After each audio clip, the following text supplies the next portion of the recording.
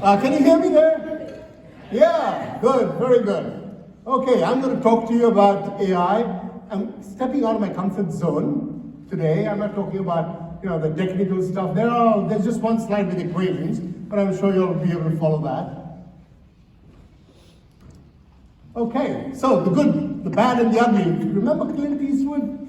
That Western film, wonderful. So the good, the potential. I'm going to start with that. Talk about what we can do, all the amazing things that AI can do. The bad part is that it's a mature technology. Everything is immature. If there was nothing immature about technology, then we, professors in engineering, would be out of business. So it's a good thing that there are things to be done, but we have to call it for what it is. Okay?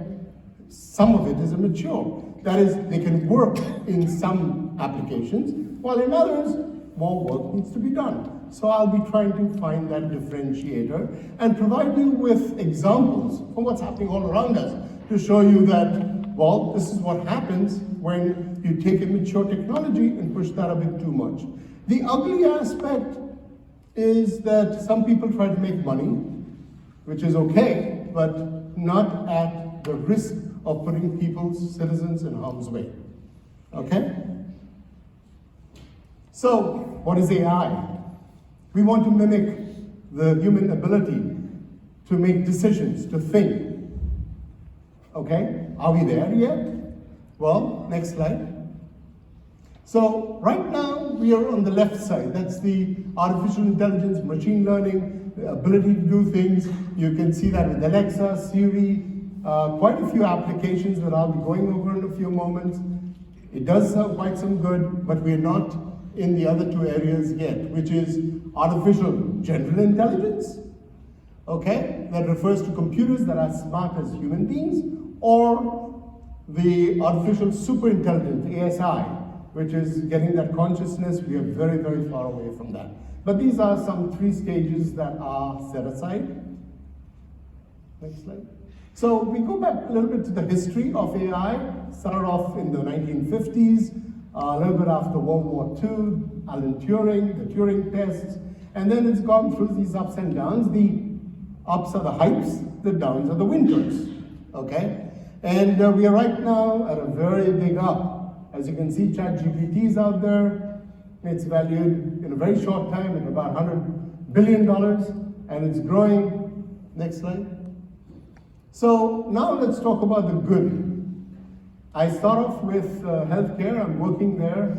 Even though I'm an aerospace engineer, I did my sabbatical at the College of Medicine, and I've been working in all these 4 areas. Start medical imaging, using mammograms to find out cardiovascular risk assessment, personalizing medicine treatment. Would you get side effects? Bipolar disorders. You go, today with side effects, after you're getting diagnosed, you go to the medical doctor, you've got to pay him, and the wonderful advice he gets from the lawyers, if you as a patient are allergic to some medicine, don't take it. Well, how do you feel as a patient? You don't know if you're allergic to it, so you're a guinea pig. So, okay, you take the medication, you get up in the hospital, can we do better? So here the paradigm is, let's do certain tests. And if the tests provide you, after we feed that through AI, are you going to have that allergic reaction before you inject yourself or take a dose of that medicine? Okay, and we've demonstrated that that works. Electronic health records, we've got some work doing with College of Medicine Psychiatry. Folk go to the emergency room, they have cuts, bruises, sprains, and you want to know if there is a need for psychiatric evaluation, right? And so can we look at the health records, look into what your symptoms are, and detect, is there child abuse, domestic abuse, alcohol abuse, drug abuse, suicidal behavior? Because if there is, or some other disorder, right? If there is, then you would like to have a psych eval. And so we have a cohort for 200 patients looking into that. Remote patient care, there's a award we won from the National Institute of of health. We're looking into Alzheimer's and dementia patients. We want senior citizens to be independent as much as possible, but at some point, AI would be able to tell us if there are some red flags. Somebody gets up at 3 in the morning and wants to go for a walk. Hey, that's an anomaly, that's not okay. The neighborhood is bad, you can get really hurt. And so we will detect these anomalies. These are just 4 areas of work which I'm doing. We talk about disaster management cycle. That's another potential for good. There's a $20 million proposal I'm putting in for NASA after winning the phase 1, which is, information. How do we use information in the best possible manner in order to reach an outcome which is utilize the resources, help folk, and manage disasters in a better manner, okay? NASA's liked our proposal, and part of our, I'm the PI, but our subcontractors include NASA JPL, includes NVIDIA, includes Thales, includes several industries who believe that our vision is solid, that we can do better for society. And AI is an instrument for good here, okay? Next slide. Environmental sustainability. Algae blooms is an example in Lake Erie. They're harmful. You want to be able to very quickly, we remember that train that spilled some chemicals in Palestine, Ohio. What is the question? Is that water potable? You want to know very quickly. Okay, we send drones, collect some samples, get them into a mobile lab, run that, and yes, you can be able to tell about the potability of water by quickly figuring out, extracting features from the sample, running that through an AI, and getting that answer. People were asking that question for quite some time. You remember Flint, Michigan, the water problems there? You want to know very quickly, so AI can help. Is this air safe to breathe? Is the water safe to drink, right? These are good applications, and AI can do very well there. Here, AI for teaching. We are educators here at the University of Cincinnati. There have been some terrific sessions this morning and later on, where we're talking about AI, accessibility, personalized training, right? 2 Sigma, I just learned about it from Professor Laura. Put your hand up, there she is. We try to work together on how to utilize, because it appears that an average student, when given that one-on-one tutoring, performs amazingly. Now, that is not possible today in our environment if it's too costly. But supposing we use AI, VR, and some generative AI technologies in a responsible manner, we'd be able to provide excellent service to our community, to our students. Okay? Intelligent tutoring, immediate feedback, next slide. Agriculture. Monitoring, classification, diagnosis. Today we collect a lot of information. How do we use that to improve on the yield? If it's hydroponics, intelligent sensors, today you can find out through remote sensing. There's lack of oxygen or nitrogen in the soil. To improve the yield, you can pump nitrogen there. And AI can put that all together in a very cost-effective manner. Next slide here is benefits to energy. Looking at, we've applied our AI for windmills to ensure that as the wind changes, we still optimize our collection of energy from the wind. Next slide. Humanitarian aid distribution. This couples with the disaster management. How do we get in food, supplies to people as soon as possible in a cost-effective manner?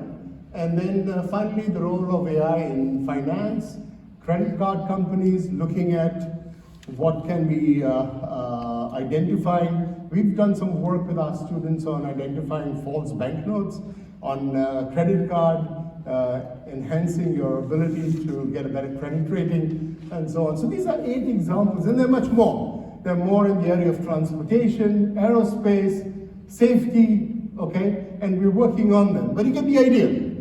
AI has potential for good. Next slide. ChatGPT, it is all over us. Everybody here has heard about it. Next slide. And these are the steps in how ChatGPT works. You have user inputs, These inputs use a deep learning system. Now, when we understand what deep learning is, we have to realize that there are some limitations to it. And what are those limitations and what does that result in? So ChatGPT is not supervised learning, it's unsupervised. 100 trillion data points. And by 2026, everything out there is going to be accessible by ChatGPT or generative AI. Everything, all the information. And the thirst is for more, so they're now going to create information which is artificial, okay? Simulated information to feed that thirst for information in order to further perfect their machines. I will talk a little more about hallucinations. That's a favorite topic of mine. Step 3 is you identify keywords and phrases, and you do the guessing as to what should come next based on these 100 trillion data points, okay? It uses natural language programming, which is not a perfect science, and it presents a response to the user. Next slide. Okay, you can see here the large language models all over, and ChatGPT 4 gets the prize for 100 trillion machine learning data points. When you do a supervision of learning, you've got to have annotation. You've got to be able to tell what is right from wrong. When you've got 100 trillion data points, no. You're just looking at patterns and connections and graphs. And as a result of the fact that you're not supervised, can you imagine having 100 trillion kids in your class and you definitely can't mentor all of them and you don't know who's done the homework and who hasn't, right? That's unsupervised learning. Think about it. Okay, next slide. Okay, so ChatGPT celebrating their success, lots of money. It took 1 million users just 5 days, and then for 100 million users, 2 months. The revenue this year is expected to be 1 billion and overall evaluated at 100 million. If you're looking at it from the point of view of, was it a good investment? Did they make sense? Yeah, it did. Now, next slide. This is how the world of AI, machine learning, deep learning, and large language models is a subset of that. And the AI is an umbrella term used, okay?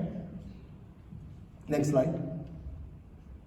So I talked about supervised learning, which is what we do when we are taking these, a lot of the work that I've done for the College of Medicine in the last 9 years have been supervised learning. Because there we have a better understanding of what works, we know how to validate, verify, and come up with decent results. Should somebody take a medication, will you get a side effect? Yes or no? Important question. What do we read when we look at a mammogram, look at some imaging? How would AI help augment? We're not replacing anybody. You know, 10 years ago, people said, oh, we're going to replace radiologists.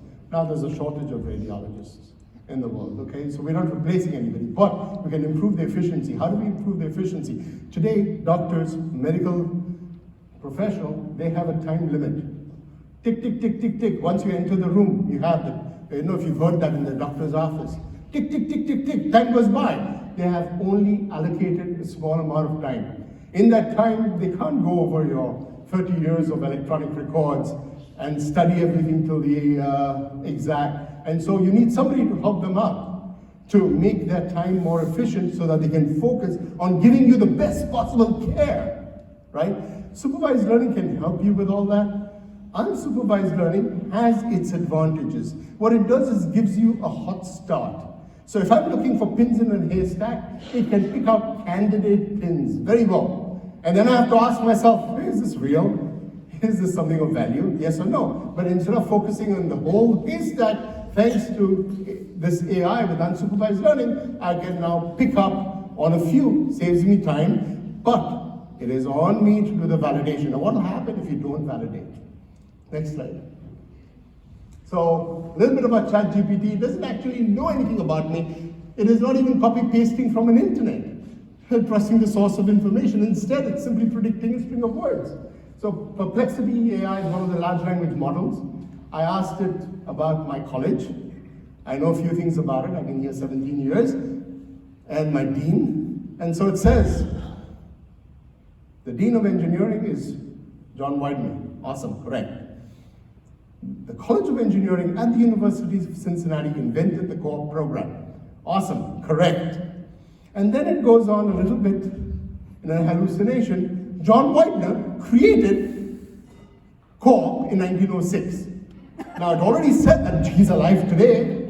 Any kid will tell you, hey, that doesn't make sense. This emperor is naked. It doesn't make any sense.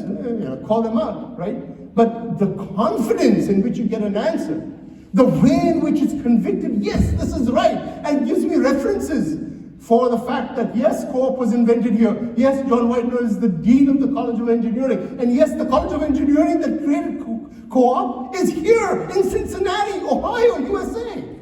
All those things are absolutely correct.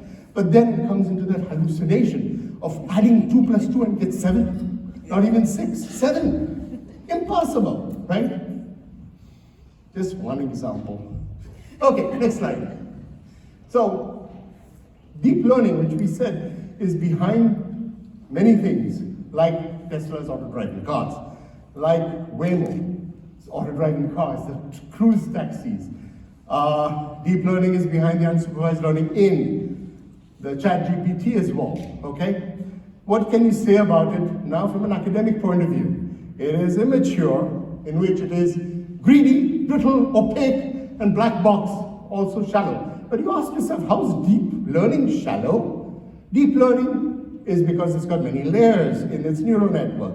Shallow, okay, because they're programmed with very little innate knowledge and possess, little knowledge of the subject matter. So in a person, we call him shallow, not because he's 60 years old, or he's been through a lot in life. He's shallow because he does not think well enough or doesn't know the material he's talking about. And that's what happens.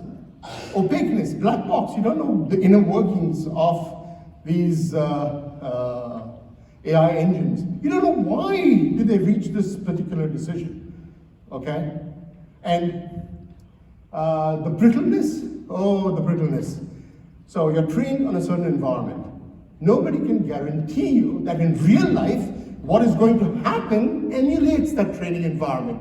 As a result, you're walking blindly and then you just fall off a cliff, right? I could manage to get away from this, but sometimes you can't. Okay, so I'm gonna go back up to the mountain and just continue with my speech, right? Okay, so that's brittle. And it's navigating in fog, you don't know where you are. Next slide. Okay, that's brittle. Now, do you want to trust something that looks like that? What is a cup for? It's a whole liquid. Wine from Bordeaux, the good stuff, right? But here, can you hold anything? Nope, not a chance. It's brittle. That's the AI that you have today. Next slide. Now, hallucinations.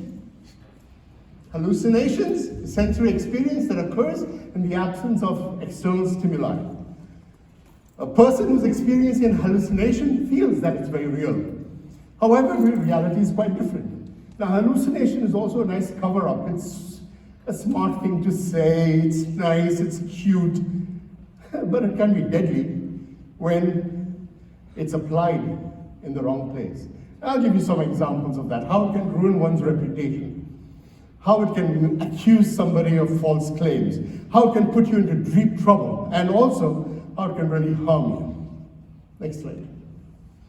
So, what is a hallucination? How prevalent it is? So now let's do the math. Those of you who are students, and those who aren't, bring out your calculators.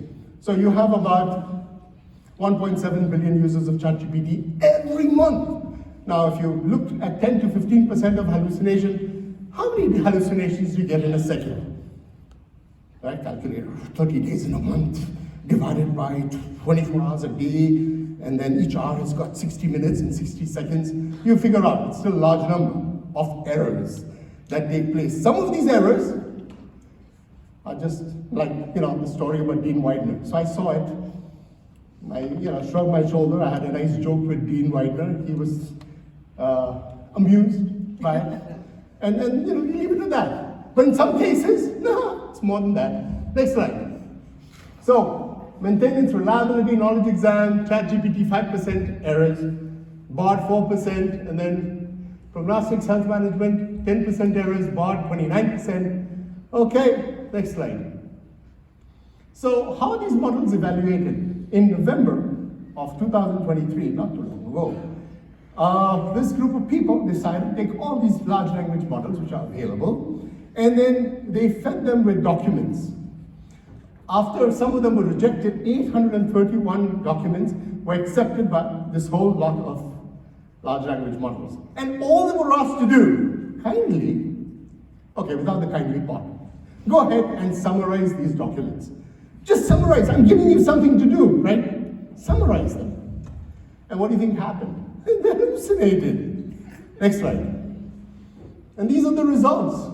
As you can see, November 21, 2023, not too long ago, not ancient history. Now, ChatGPT did well, but 3% hallucinations. But they're not the hallucinations I spoke of before when you ask them to do something which is extraordinary. Tell me something about the core program and UC. That is extraordinary. This is a hallucination where you feed it a specific document and you tell it, just summarize this document for me.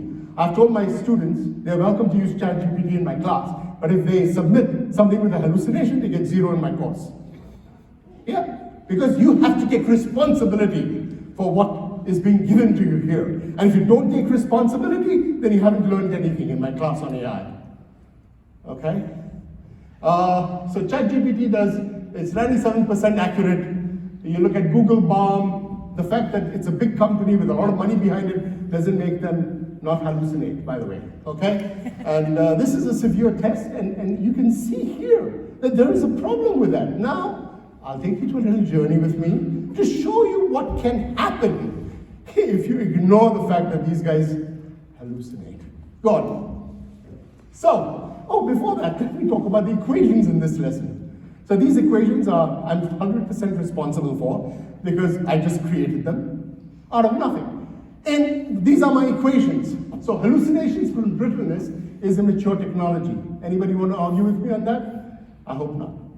2, high potential return of investment, right? Pete, you're listening? High potential, ROI, plus greed. People are greedy, they want more now.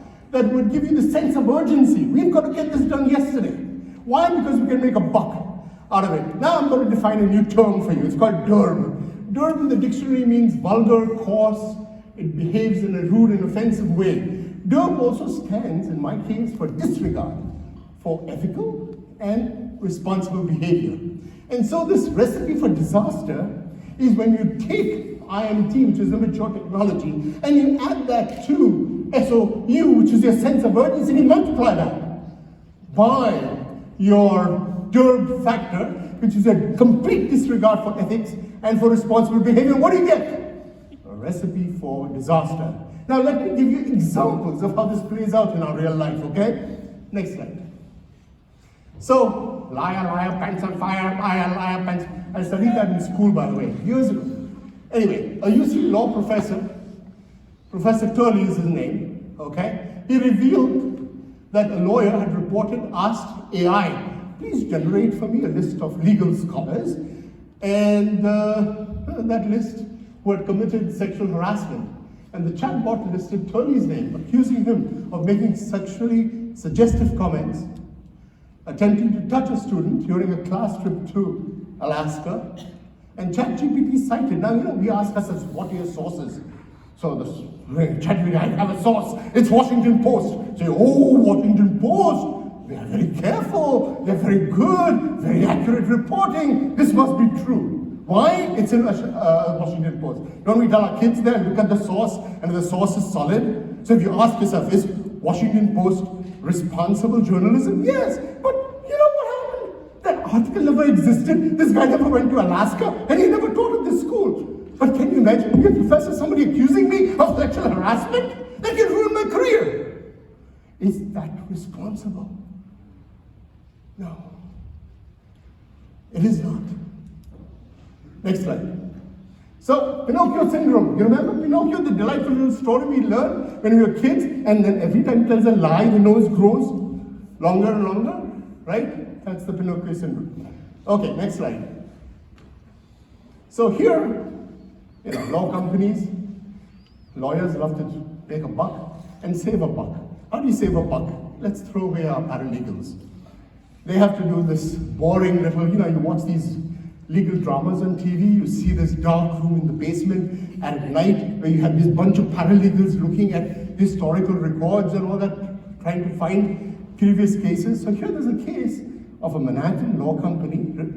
They were reputable before they used ChatGPT.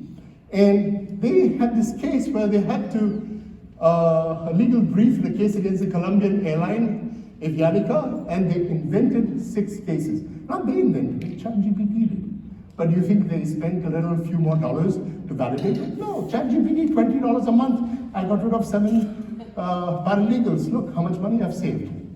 So they go into the court, very, gesture. Yes, this is the cases. And then the judge went and decided to do due diligence. Asked a very, very simple question. Did these cases ever exist? And what do you think happened? 6 of those cases were completely fiction. So the judge decided to turn this into a teaching moment. He fined the lawyers lost the case, and then he shamed them around the world, provided their names, and you ask yourself, is it worth it? The damage done to one's reputation, to one's branding, in order to just save a few bucks here? Why? ChatGPT says I hallucinate, so I can't blame them. The technologies are mature, right? But it's your responsibility. The judge did not have any complaints with ChatGPT. Their problem was with the lawyers who did not validate the results, but presented that in court. Liar, liar, pants on fire. Next one. Okay, so existing rules impose a gatekeeping role on attorneys to ensure the accuracy of the finding. And in the past, one would assume, hey, this is something, when you're presenting a case, you're not presenting a theory, you're presenting a precedent. Those precedents have to be checked and validated and made sure, otherwise you lose your case. You're doing a disservice to your client, and you can be held for contempt of court because you're lying. Next slide. So, a lovely little quote says, the only possible guarantee of the future is responsible behavior in the present. So I ask a question, a rhetorical one. Is that behavior responsible of these lawyers? What do you think? No? Okay. Next slide. Yep. So Air Canada, delightful airline. I've traveled with it for cheap tickets to Europe via Toronto. And there's this case of a person who had a bereavement in the family, and he went to the chat box, which is in the website. It's a way of saving money. In the past, chat boxes were run by people. Now, let's get away with the people, save money, and use some AI to generate the chat box. And what do you think happened? Okay, the chat box gives advice. The person used the advice to the T, took a picture of what the chat box did, and then afterwards, Air Canada said, I'm sorry, my chatbot lied to you, hallucinated. No money for you. And the guy said, okay, I'm going to the court. I want to take you to account. Air Canada, highly reputable. This is branding, right? It costs them in their reputation. Because he says, look, there was another page in some other website that contradicted the chat box. Now, when you see the chat box, it doesn't tell you, Air Canada, that, 20% of the time I'm going to lie to you. Okay? I'm going to lie to you, so don't take my advice seriously. If they would have put such a statement, like ChatGPT says, no problem, 10 to 15% of all what I tell you is lies. It's up to you to use it, right? Here, Canada Air says, use the chat box, it'll give you useful information. So, the Air Canada lost the case. Go on, next slide. So my question is, Air Canada, were they acting responsibly? Anybody? Nope, of course not. Yes, next slide. Now we come to cars. So we talked about information processing. Nobody really gets hurt other than your reputation. Is your reputation important for your brand? I think it is. Now we talk about lives of people. Okay? This is a taxi service. GM invested money in robot taxis, $1 billion in buying over this company called Cruise. And they got permission somehow to operate in the city of San Francisco. They created traffic jams, and then finally, they hit a pedestrian and dragged the pedestrian for 20 feet and seriously injured that pedestrian. Now, after looking into the matter, what did they say? I'm sorry, we made a software error. So they acknowledge the fact that there is a software error. Now, what about, today at UC, if I want to do a test on subjects, even little mice, I have to get IRB approval. Did you know that? IRB approval, Holly Banty, she's in charge of all that, right? What about people? If I want to give a questionnaire and check my students' responses to things, I want my student to drive a car simulator, no harm will come to him ever. But I have to go through IRB approval. But if you're living in a city called San Francisco, and you're a citizen on the street, you don't want to take an auto taxi. I'm not going to jump on it. No, but if you just happen to be a citizen in that city, this power of AI is unleashed on you without your being asked anything. And you can get hurt, really hurt. So my advice is, for your good health, don't live in San Francisco. Okay, so after this incident, there was a big uproar. There were many, many signs about this being an issue. But of course, for some reason, GM is a big company, and all they have to do is to swear that their technology is good, which afterwards appears that there's a flaw in it, which they've admitted to. So what does GM do? They lost $728 million. They fired the top nine people in Cruise, and they fired 1/4 of the people to show that, and now of course, their license has been revoked. Okay, next slide. Waymo, another company. This is owned by a big company called Google, and auto taxis. Now you can see the people of San Francisco, they're being stirred up. They're angry. So the week of Super Bowl, where they're supposed to celebrate their upcoming loss against the Kansas, they decided, this is before the Super Bowl, not after, so I could blame the Super Bowl for that one.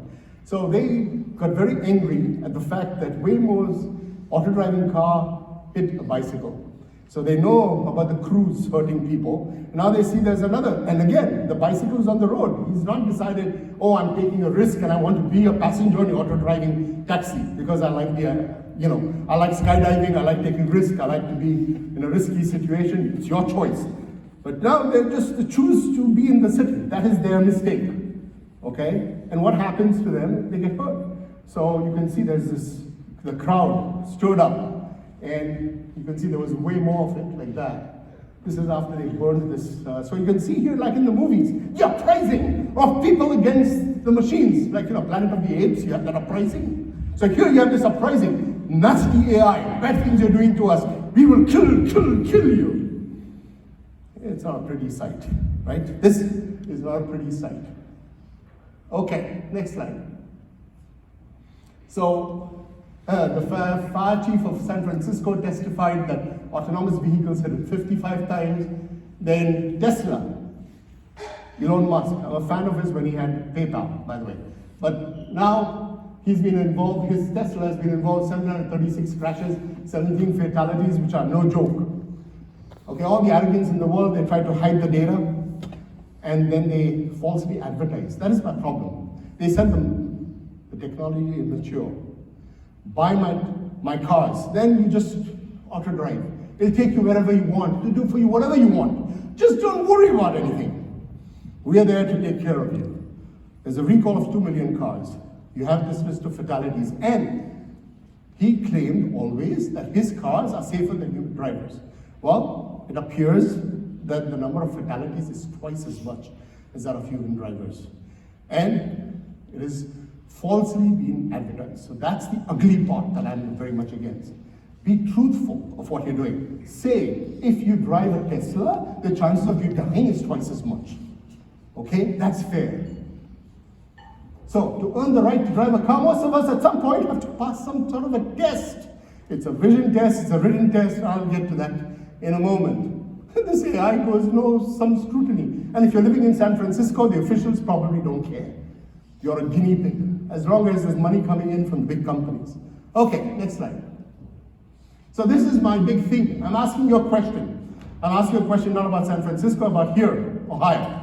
So, can one go to the Bureau of Motor Vehicles and state, trust me, my vision is good. No need for a vision test. Trust me, I have knowledge of the rules of the road. No need to test me. And then, trust me, I know how to drive. No need to test me. Will these 3 statements give you a license? Thankfully, not in Ohio. That's the good news, right? But we have to be careful. We always want to emulate the West Coast. Always, we want to be like Silicon Valley. Always do what they're doing. Just be careful, and we have to remind our politicians that we will not tolerate such behavior. Because then the person responsible is not just the greedy big company that wants to unleash immature technology onto the citizens, but also those who allow and give such a pass. We have to be more demanding of our leaders. Next slide. So, there is no federal software safety testing standards for autonomous vehicles. A large loophole, large enough for Elon Musk, GM, and Waymo to drive thousands of cars through. Okay, this is a fact. All what I've said here are facts that can be checked. Okay, I'm just putting in some drama. Okay, so you can see here, my question, who's in charge? Do we as academics just say, hey, kill my citizens? I care. This is not what I want my grandmother to experience, this is not what I want my kids to experience, and definitely not my grandchildren. Next slide. Here, click on the video.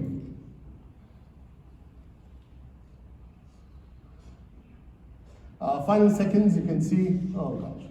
No. Just click on the video, it was embedded there in the presentation. Click on the video. Yes, yes. So you can see a Tesla car decided to do a kamikaze. The driver wasn't paying attention. The driver's name is Jeremy Banner. He died from Florida. He flicked on the autopilot of his red Tesla Model 3, speeding down the highway at 70 miles an hour. His hands no longer detected. Look, no hands. Okay? Seconds later, he plowed into a semi-truck. Was that semi-truck small enough to be not detected? What happened here?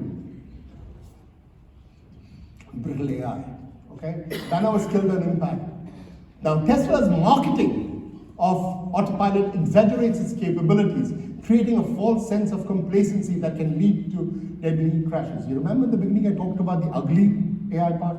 It's that exaggeration I'm talking about. We, as people, shouldn't allow that to happen. Tesla's claims that autopilot was safer than a human-operated vehicle. That is a lie. Liar, liar, pants on fire. Next slide. Okay, so driverless car companies, are they responsible? Hell no. Next slide.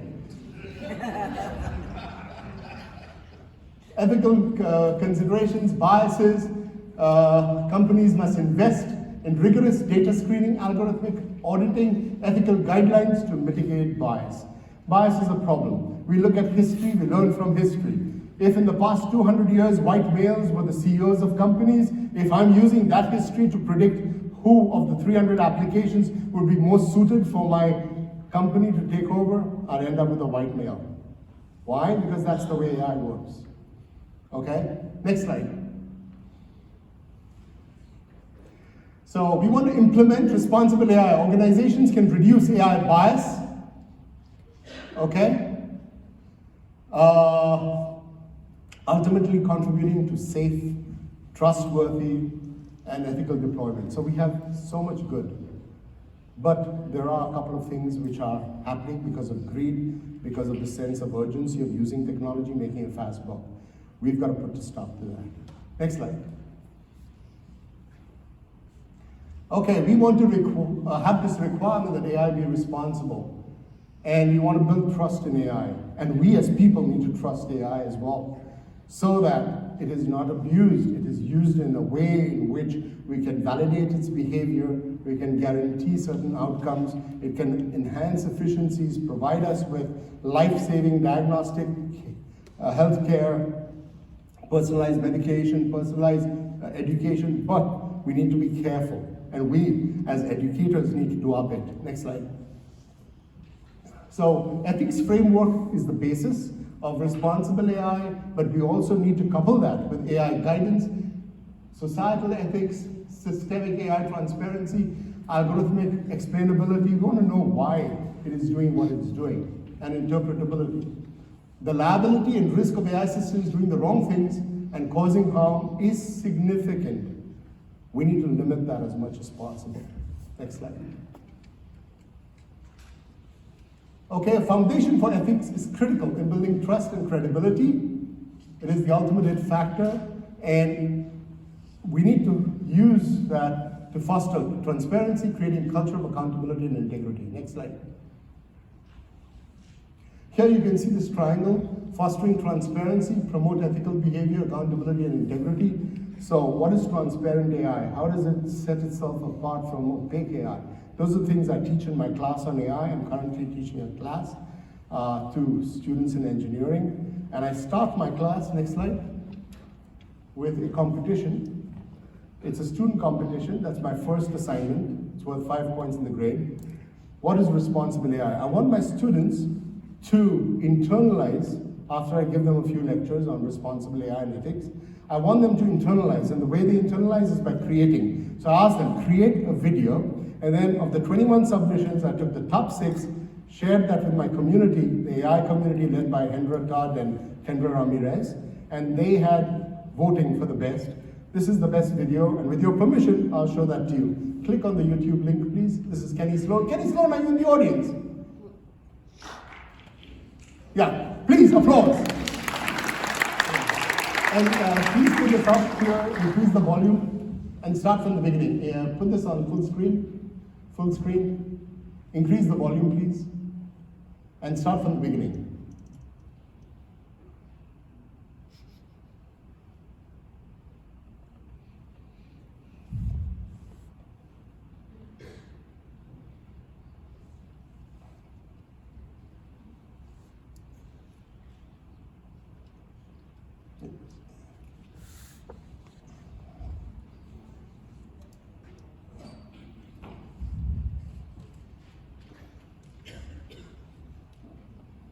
Okay, you can run it and I'll talk.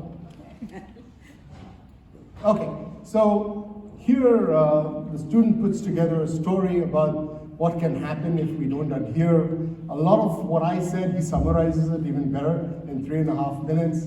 I'm very proud of all the submissions, but that's the way we engage students in our work. And he talks about the matrix, of course, the Terminator, man versus machine, human sacrifice, dogs, cats, and so on and so forth, right? You get the picture. AI, potential, really, for bad as well as for good, and then he talks about the good part. Okay, let's go to the next slide. I'm happy to share this presentation along with the video with you, okay? We go back to my talk. I want to leave a little time for questions and answers. Okay, go to slide 47. Yeah, next slide. Okay, now, when we ask ourselves, some of us are religious. The golden rule is not just about religion, but although many religions adhere to it. Okay, what does it say? Do unto others as you would have them do to you. So if I don't want my kid to die in a car accident just because somebody wants to make a buck, right? I've got to be careful. I don't want that to happen to me, so I don't want that to happen to anybody else's child. And the same thing about losing my good name, somebody saying that I'm a sexual predator without having any basis for that, ruin the professor's reputation. I don't want her, any family member or a close friend or a colleague to have his reputation lost. So I've got to be careful. And so it all goes back to what should guide us, our true north, okay? Because when we are in a fog, the only thing that works is a good compass. And the compass would point to the north if there's no electromagnetic interference, right? So, pointing to the true north, in this case, our ethics comes from the golden rule. And it tells us and guides us on what is okay and what is not okay. In this world of hallucinations, in this world of greed, we need something to tell us what to do. Okay, next slide. This is my summary slide, and so enormous amount of potential for good. And I've talked about that. Okay, so I've spent 30 years using AI for good. However, we need to go about in a responsible and ethical manner. We need to educate, provide folks with the big picture. So it's not just the techniques of AI. So my class has 4 lectures of 1.5 hours on responsible AI, and then an assignment on that. And only after that do I get into the mechanics of how to code, what to do. And you want to make sure that a student who says, I'm a student with a degree in AI, that you understand the responsibility that comes with learning and practicing AI, and what you need to do in order to contribute to a responsible and ethical society. On the strengths and weaknesses of techniques, to understand what is mature and what could be used and how to map in application to capable technology that can deliver. How to verify, validate, what are the measures for trust in a system, how to guarantee certain capabilities, okay? On AI application, because you don't want, after so many people are killed and you get questioned, you say, oh, I'm sorry, I made a mistake. I falsely advertised my car. I'll do a recall now, 2 million cars, and I'll change and dump down on the auto driving system. But what about those fatalities I mentioned? What about all those crashes that took place, right? Who's accountable for that? As a society, are we holding people accountable for responsible behavior? On the risks of unleashing immature technology on unsuspecting citizens. And that's the thing, unsuspecting citizens. We need to not only, we need to take care of them. They're not guinea pigs. Somebody using and unleashing AI on a city has to go through some IRB, has to be validated. We don't want to say just trust me, because we can't trust them. Our policymakers are democratically elected officials to make decisions with the greater good. I know that's difficult to understand. Politicians and greater good don't always go together, right? But we need to be more demanding. Vote them out of office. We need to conduct research, developing approaches, applications that adhere to safety standards, while providing legal, ethical guardrails so that the users and the public will trust AI, okay, systems. And then we need to provide a service. I'm talking we as academics, by reflecting on mistakes like we've done here, right? By being able to embrace the good and knowing the difference between the two of them, and pivoting when needed while celebrating successes. And that, my friends, is my talk. Thank you very much.